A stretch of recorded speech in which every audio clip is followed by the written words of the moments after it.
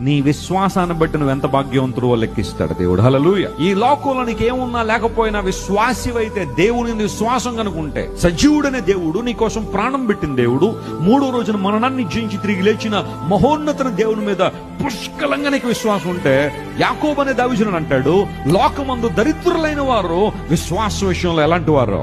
భాగ్యవంతులు అన్నాడు. చాలా చక్కని మాట. అంటే ఈ లోకంలో అన్నిటికన్నా గొప్ప ఆస్తి అంటూ ఏదైనా ఉంది అంటే అది దేవుని మీద విశ్వాసమే.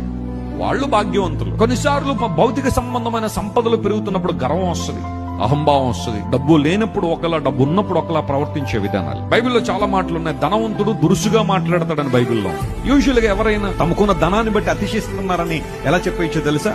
వారి మాటలను బట్టి. అంతకుముందున్నంత సౌమ్యత ఆ మాటల్లో ఉండదు, అంతకుముందున్నంత వినమ్రత ఆ మాటల్లో ఉండదు, ప్రేమపూర్వకమైన పలకరింపులు వారి యొక్క ఉద్దేశాల్లో కనబడదు. ఎందుకోసం అంటే